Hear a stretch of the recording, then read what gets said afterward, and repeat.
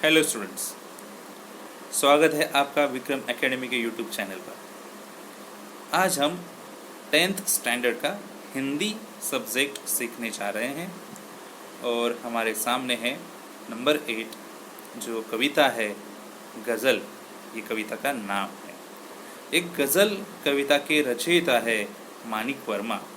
इनके बारे में कुछ परिचय हम जानेंगे यहाँ पे।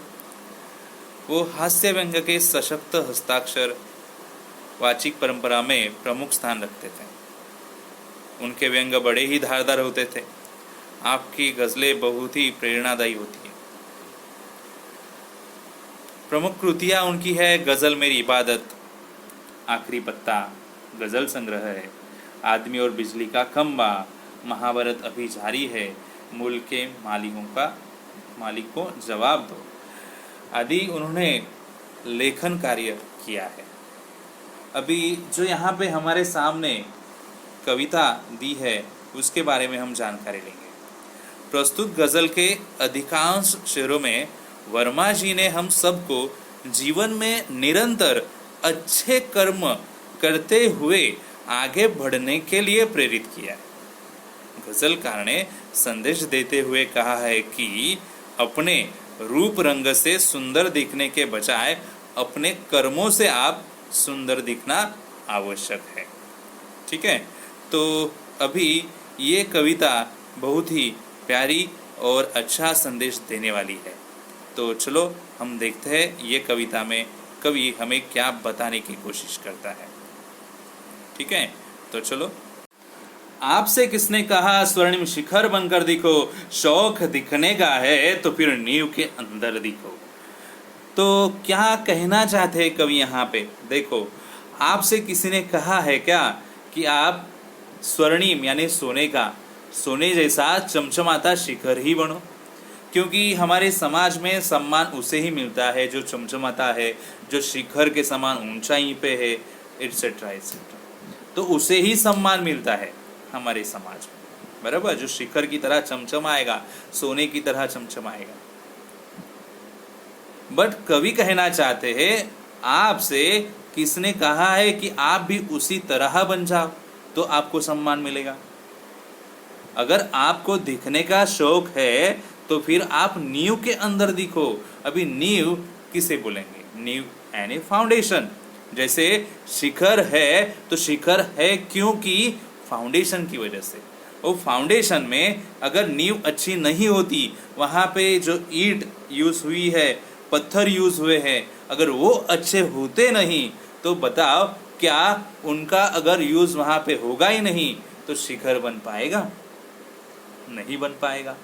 तो उनका भी उतना ही सम्मान है जो नींव के अंदर ईंट और पत्थर है, बराबर। सो ईंट और पत्थर के बिना नींव अच्छी बनेगी नहीं। अगर नींव अच्छी बनेगी नहीं तो शिखर झगमगाता जो चमचमाता है स्वर्णिम की तरह, सोने की तरह, वो दिखेगा नहीं। तो कवि यहाँ पे बताना चाहते हैं, तो आपसे नहीं कहा किसी ने कि आप चमचमाता शिखर ही बनो। अगर आप नींव के अंदर फाउंडेशन का काम करोगे और तो भी ईंट और पत्थर की तरह आप वहाँ पे रहोगे तो भी आपका सम्मान होगा। तो आप शौक अपना वहाँ पे भी दिखा सकते हो।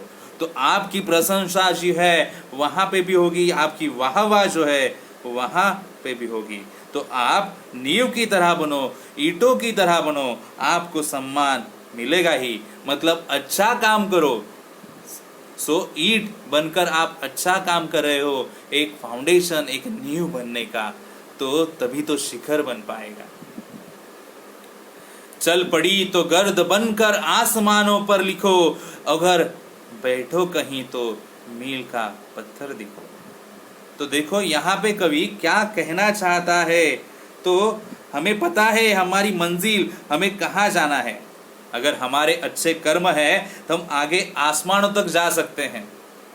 तो चल पड़ी तो गर्द बनकर, गर्द यानी आंधी तूफान, तो तूफान बनकर हम आसमानों पर लिख सकते हैं, तूफानों की तरह जा सकते हैं। जैसे तूफान, आंधी अगर जमीन पे आ जाए तो हर तरफ फैल जाए, उसी तरह अपने कर्म, अपने काम ऐसे रखो कि उनका प्रभाव, उनका असर चारों तरफ फैल जाए।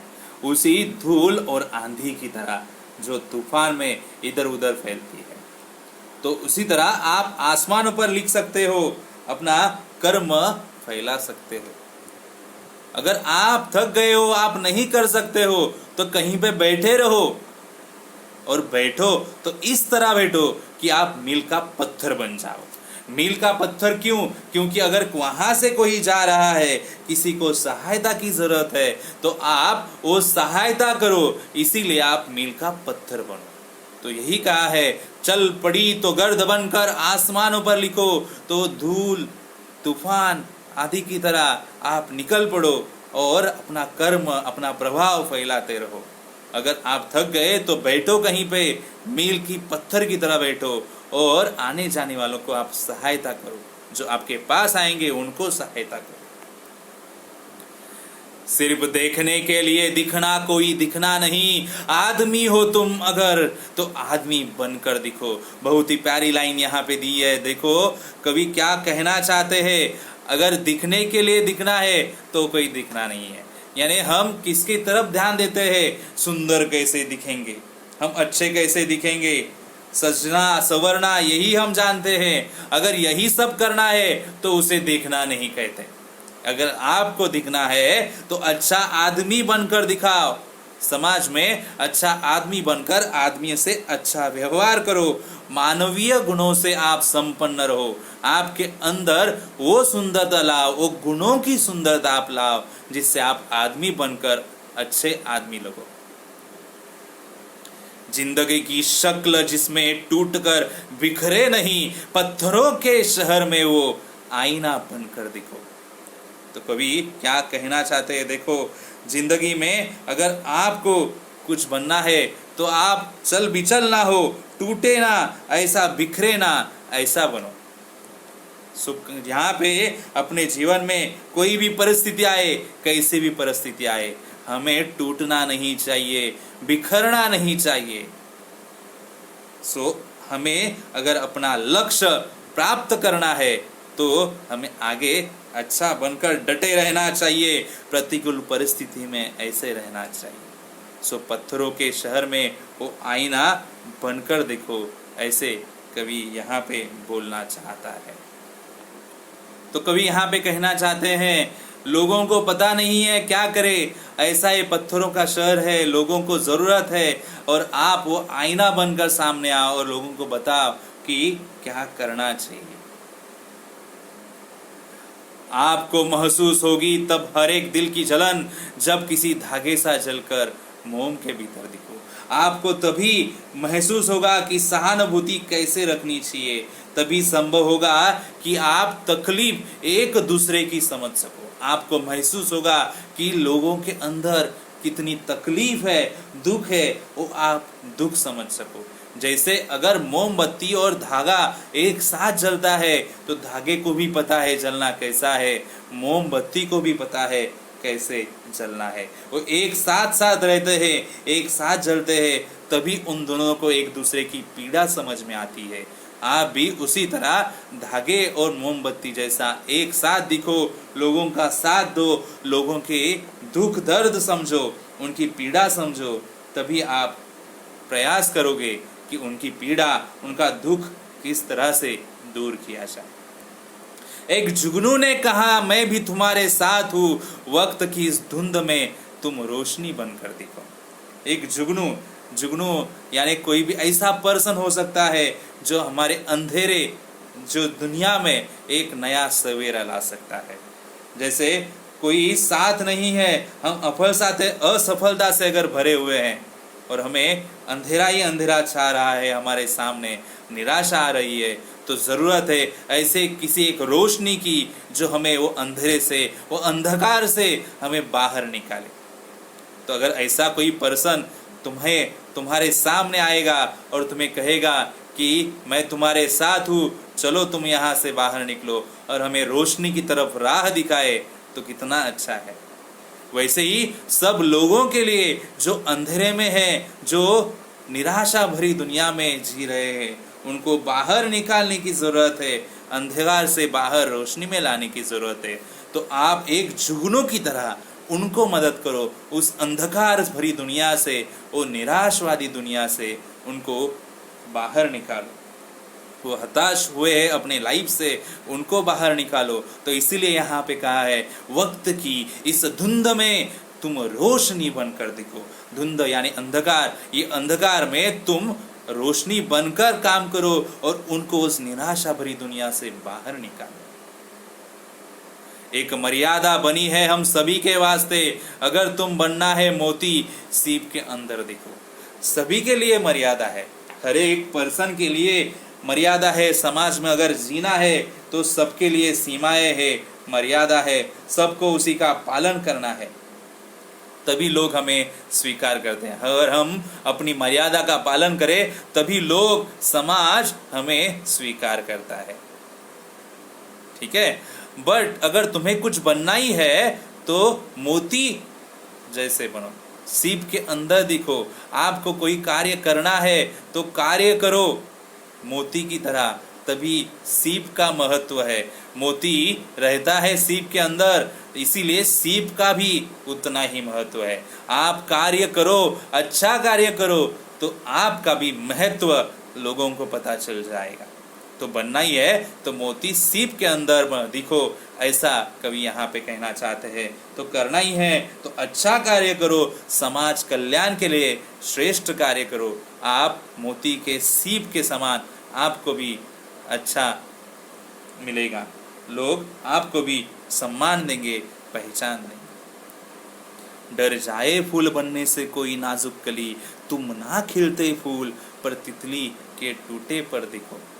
अगर कोई नाजुक कली डर रही है फूल बनने से, फूल बनने के लिए वो डर रही है, उसे पता है कि कोई तितली आएगी और उसका रस चूस जाएगी, निकाल लेके जाएगी उसका रस, उसे पता है कली को, और वो फूल बनने से डर रही है क्योंकि फूल बनने के बाद उसे पता है उसके साथ क्या होने वाला है। उसकी ये परेशानी है और ये परेशानी दूर होना ज़रूरी है। उसका ये डर उसके मन से निकालना ज़रूरी है। अगर आप उसके साथ हो, आप उसकी सहायता करो, ऐसे कली की जो फूल बनने से डर रही है, उसका डर निकालो, उसकी सहायता करो, तो कितना अच्छा है। तो तुम ना खिलते फूल पर तितली के टूटे पर दिखो।